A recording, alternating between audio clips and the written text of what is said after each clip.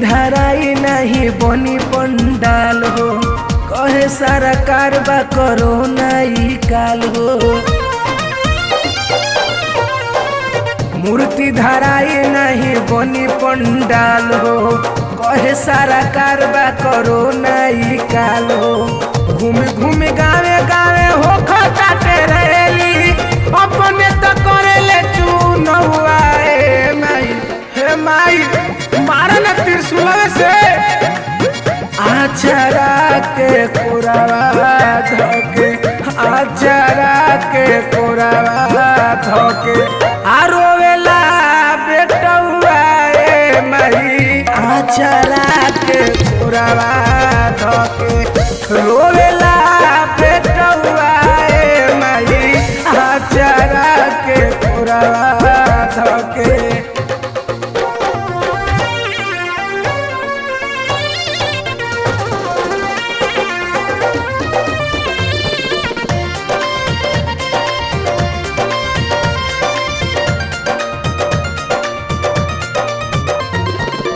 पूजा पाठ मंदिर बंद बाटे स्कूल हो, होखेला जमोड़ा मधुशाला गईल खूल हो।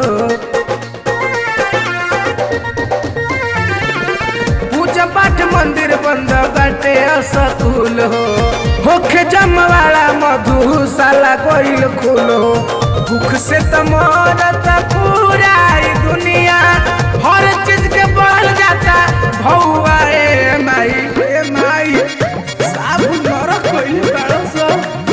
आचरा के कोरावा धोके, आचरा के कोरावा धोके रोवेला सुधा कराए।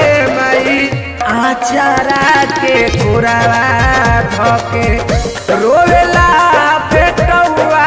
ए माई आचरा के कोरावा धोके।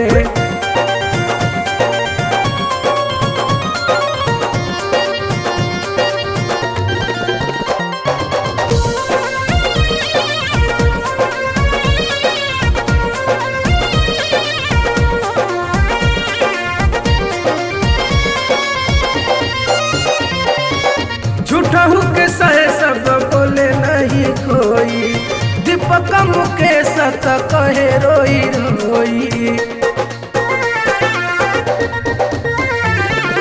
झूठहू के सहे सब बोले नहीं कोई, अंकुर प्रेम तो कहे रोई रोई। निक नहीं लागे हनिक राजनीति, कोरी उपाय अब रहुआ। ए माई एनिक बुद्धि तो आचरा के कोरावा धोके, आचरा के कोरावा धोके रोवेला परे माई आचरा के कोरावा धोके रोवे।